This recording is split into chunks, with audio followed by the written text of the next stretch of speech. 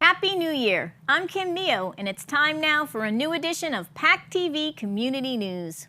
I'm Julie Thompson, and this week we give you news on Pembroke's town green construction. It'll help the situation, but it's not a total fix because to do it correctly, you were looking at over $100,000.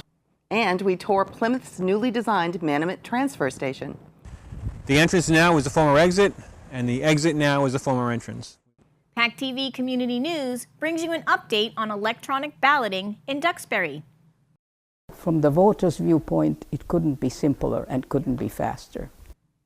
And we meet a Kingston resident who has brought her yard sale online. It's a wonderful thing for people to be able to sell their furniture, sell their accessories, get a decent price for it, and recycle, reuse. We meet local actors in a nationally released thriller playing at Plymouth Theater.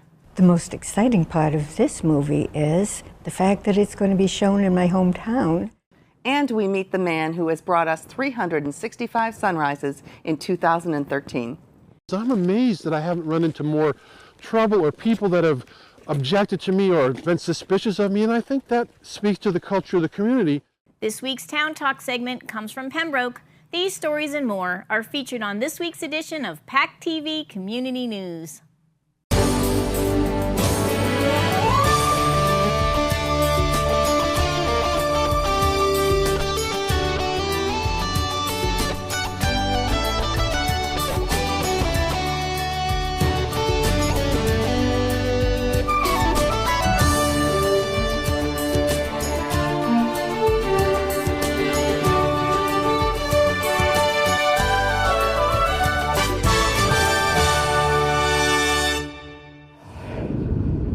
Curbside pickup has just gotten underway in Plymouth. This new program has been in conjunction with major changes to the town's 3 transfer stations. Both South Street and Cedarville stations are now permanently closed. The Manomet station has undergone a major renovation in order to best serve as the town's only transfer station. And PACTV Community News brings you on a tour of the new facility with the town's solid waste manager and recycling coordinator. We are here at the new and upgraded Manomet transfer station off of Beaver Dam Road. And one of the reasons that we're here today is to take you on a tour of the facility and allow you to familiarize yourself with many of the new upgrades. Just to let you know, Manomet facility reopened for business on December 17th, and the hours are Saturday, Sunday, Monday, Tuesday. We're closed on Wednesday, Thursday, and we're reopened on Friday. One of the things that we want people to be aware of is that the entrance has actually changed. The entrance used to be more toward the west, and now we've reconfigured the entrance to the east here. So the entrance now is the former exit, and the exit now is the former entrance. We want to just get that message across. As you pull in, this is the area that is a new upgraded part of the transfer facility, and as you come up, one of the things that you'll notice is this long road. What this is a queuing road because we want to keep as much traffic off of Beaver Dam Road as we possibly can. So we built this in this fashion to serve as a queuing lane. As you pull up, one of the first things you're going to be doing is you're going to be disposing of your recyclables. And if you look ahead of us, you will see 3 mixed bins, glass, plastics, and metals. They're the yellow. And the gray containers are for mixed paper, which is your office paper, your construction paper, things like that. So again, 3 bins for each.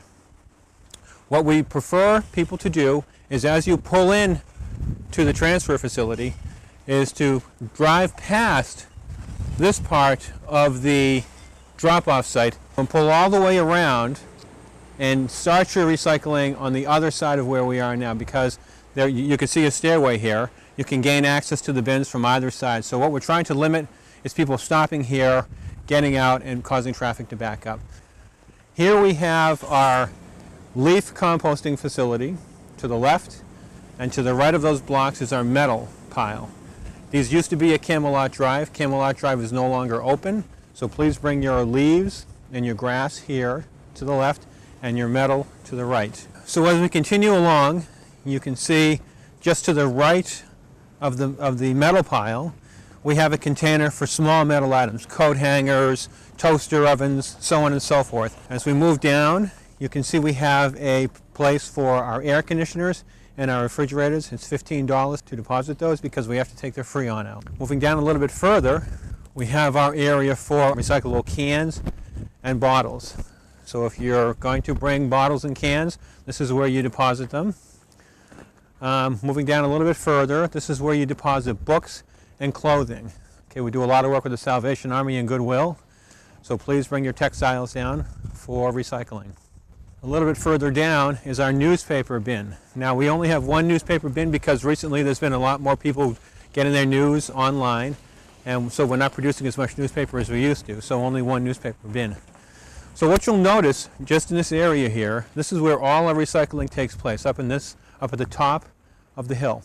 So you'll come in, you'll get rid of all your recyclables first, and then we'll move further down into what was the old part of the Manamet transfer station.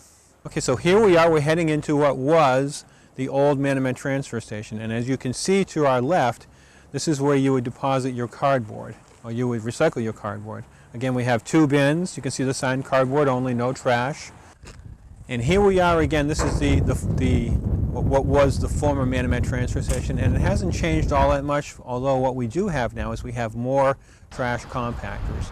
You can see people throwing in their orange bags. Finally, what the transfer facility offers for people who only want to recycle is you can come into the facility as we showed you earlier. You would drive up and around and deposit your recyclables, and you would come down to this third lane. And the third lane keeps you away from the trash because you do not have trash privileges if you only have a recycling pass. You can see up here we have our oil storage container, and we also have antifreeze. The DPW has worked very, very hard to bring this transfer facility, to upgrade it and to make it more user-friendly to the consumer here in Plymouth. If you have any questions, please contact Greg Smith at 508-830-4162, extension 100. At Duxbury's fall town meeting last year, a 9-person committee was appointed to look into the possibility of using electronic balloting for future special and town meetings. In other communities such as Chelmsford, Westboro, and Wayland, the system has been working well. These simple handheld electronic keypads offer residents voting privacy at public meetings, as well as efficiency and accuracy in the process of the meeting itself. PACTV Community News caught up with the committee chair to hear more about the plans to bring electronic voting to Duxbury. I'm Susan Kadar, acting chair of the Electronic Balloting Committee, which was established, or rather appointed, by the moderator following the 2013 annual town meeting, which authorized the moderator to do this specifically to investigate the applicability of employing electronic balloting for future special and annual town meetings and report back to annual town meeting. So 9 of us were appointed. We have made very good progress looking at the feasibility and what kind of advantages versus negative aspects it would have for town meeting. The conclusion, after several discussions and pretty thorough discussions of the committee, the unanimous opinion of the committee was that it would be very advantageous for the town to change to electronic balloting. And I will read you just a few words that describe it. Why should electronic voting be considered? Privacy, accuracy, and speed were determined as advantages, as well as the fact that only registered voters could use the system, whereas now, with the voice vote, you don't know whose voice you're hearing if you are moderator. The added privacy and the immediacy of vote counting might also encourage, or we hope will encourage more people to attend town meeting, because the electronic balloting will offer privacy, will offer speed. It might cut back on the number of hours we now spend at town meeting. So those are the advantages that the committee sees. Disadvantage, well, eventually it's going to cost the town.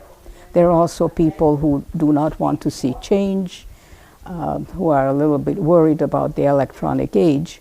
But let me show you the handheld device that the voters would use. It would be extremely simple. You simply have an option within 30 seconds to click yes, no, or abstention. And it's immediately recorded. So from the voter's viewpoint, it couldn't be simpler and couldn't be faster. We are hoping that actually the 2014 town meeting will be conducted by electronic balloting, because we have an offer to use it free of charge from Option Technologies of Orlando, Florida. They will come, set up the system, run it, and prior to that, on the 30th of January, they will be here and offer us a free demonstration to acquaint voters, hopefully, who will be present at the meeting, of how simple all of this is. We know that the town of Wayland has used it, and they find it to be very successful. And we learned from Option Technologies that there are 24 towns, municipalities within the Commonwealth that are looking for the same thing, looking into the same process. I don't know how many of those municipalities have open town meetings versus representative, but nevertheless it's clear that the future goes toward that. Now, if the voters are favorable for the electronic balloting, then we very likely, but it's not a promise, but very likely we'll get a second free year from Option Technologies. So the cost would not be incurred until the town meeting of 2016. And the estimate, and I want to emphasize this is an estimate, for 500 handsets, in other words, approximating a turnout of 500 voters, for the first day would be $21,000. For days 2 and 3, where the anticipated number of voters drops to about 300, it would drop to about 8,500. But this is an estimate, and we hope that because of more towns are signing up for this, more towns will be utilizing it, the cost might be lower. It certainly will not be higher. Also, if our town meeting is near in terms of timing of other towns that use it, the cost would go down. So that's what we know right now about pricing. Yard sales have caught up with today's online world. Facebook and other social media platforms offer quick postings and replies and seem to have sprouted new sites where people can sell or donate items from clothes to tools to toys. A Kingston resident has been operating a Facebook furniture yard sale site for the past year, and PACTV Community News caught up with her at her home to hear more about its remarkable success. I'm Diana E.C. and I live in Kingston, and I've started a Facebook page for used furniture and accessories for all of the South Shore. I started that in about January of 2013, and it's blossomed into 1,090 members as of today, still growing. It's a wonderful thing for people to be able to sell their furniture, sell their accessories, get a decent price for it, and recycle, reuse. And it's also good for people that are in search of things. There are some families that don't have the money to be able to go into a furniture store and buy things. And there have been so many other people that have actually donated or given to families in need, which is, I think, a wonderful thing. It's just a great way to keep it local, keep it in the area where people, instead of going to the Kingston transfer station and throwing out a perfectly good couch, if you can't donate it and you want to get rid of it, sometimes you can get rid of it by giving it to people in need, or going on to the Facebook pages and trying to sell it that way or donate it that way. My mother had a Norman Rockwell collection, and those you can't really get. They were all retired pieces. And I had a woman that absolutely loved Norman Rockwell, and she wanted all of them. And because of that, then she was in search of a curio cabinet. And she would put in search of, ISO, in search of a curio cabinet. And then just so happened another woman had a curio cabinet that would work for that. In order to find the page, if you plug in South Shore MA Furniture and Accessories, you should be able to find the Facebook page. Also, if you go into any of the towns, Kingston Yard Sale, it will bring up Kingston yard sale. My group right now is a secret group, which means it's not open to the public. Sometimes your friends might be members of it already, and you can get invited that way. We just had so many people trying to join and so many spammers that I really needed to make it a secret group. But it's people helping people, and everybody helps everybody. They may ask, what do you think this is worth? So it's neighbors helping neighbors. I think it's a great thing.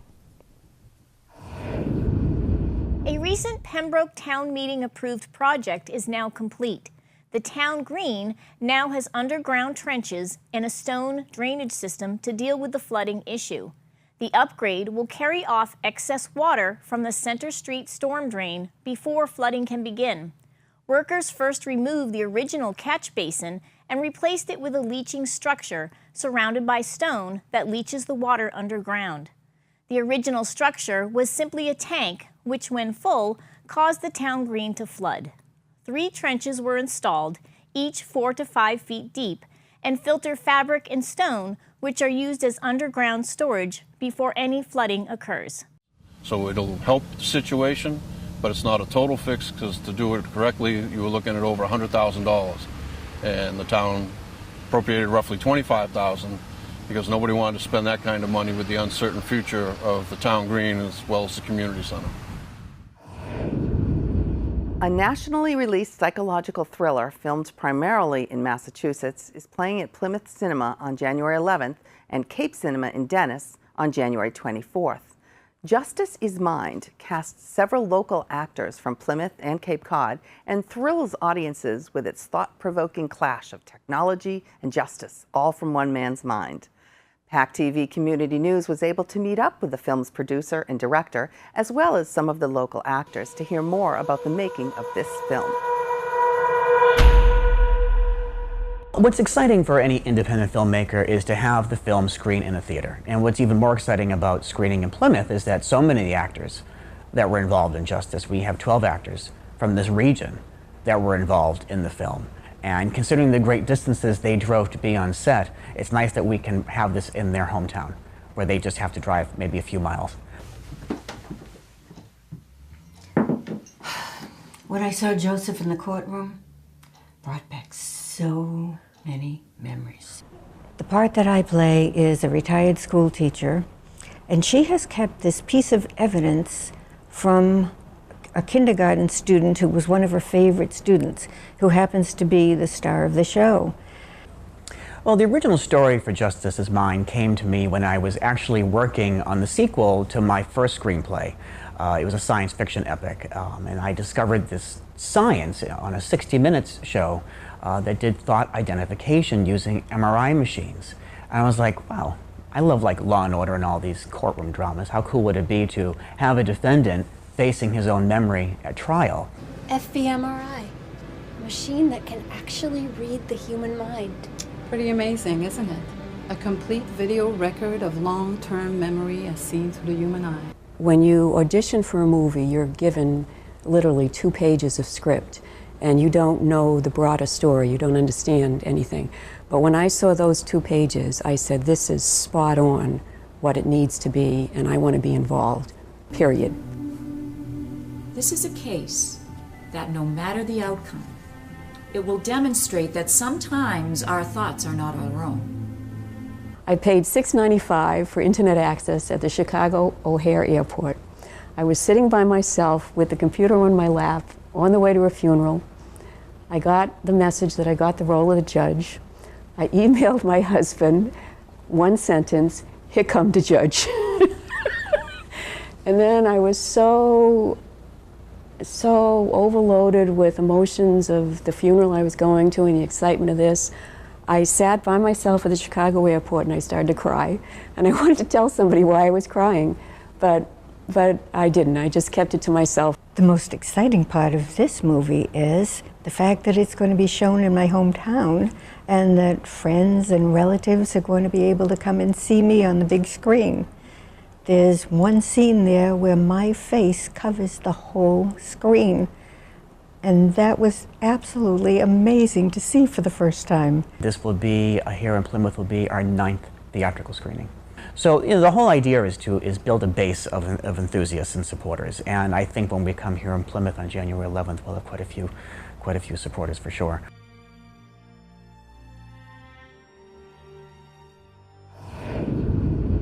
A Plymouth resident and Old Colony reporter started 2013 with an idea to take a sunrise picture from somewhere in Plymouth every morning of the year. And I thought, I'm going to get up early in the morning, I'm going to go to a beautiful spot in town, I'm going to take a beautiful picture, and that's going to be what the Scottish call first footing in a way, which is, starting off the new year in a way that bodes well for the rest of the year.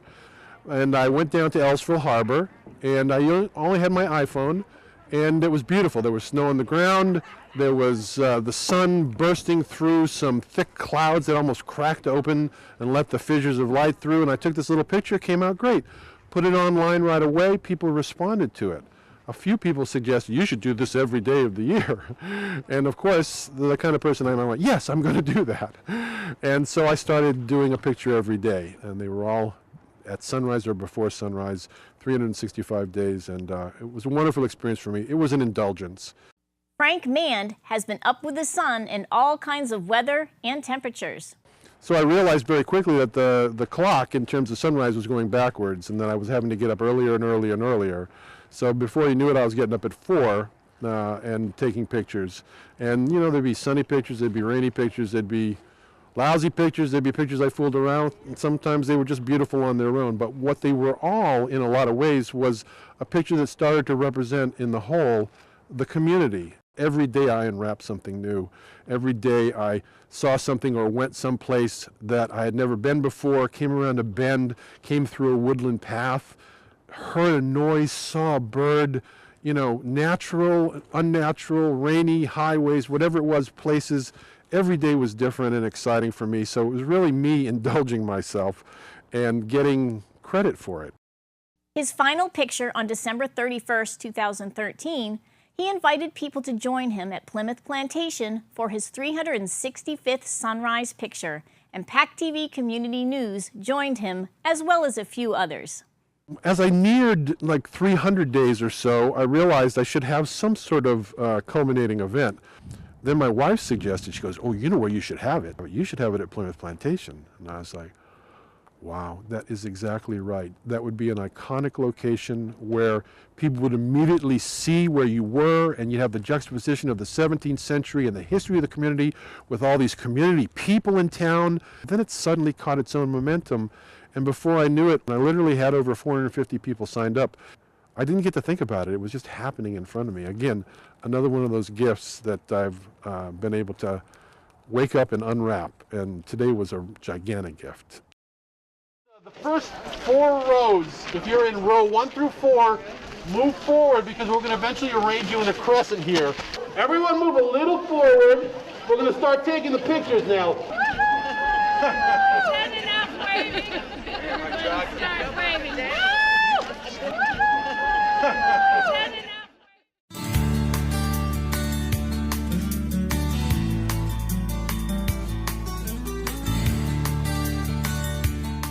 Hi folks, this is Ed Thorne, Pembroke Town Administrator, giving you all a preview of January 2014 and some of the activities that the town government will be dealing with.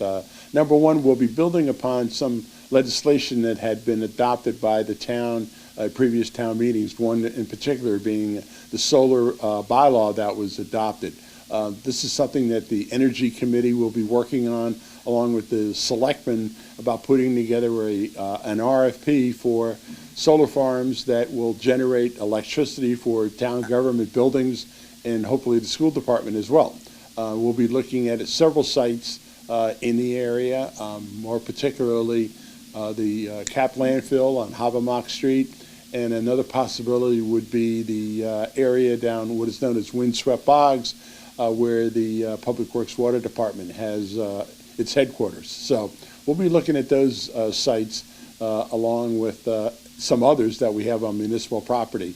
And they'll kind of mirror the programs that we have in other communities here on the South Shore.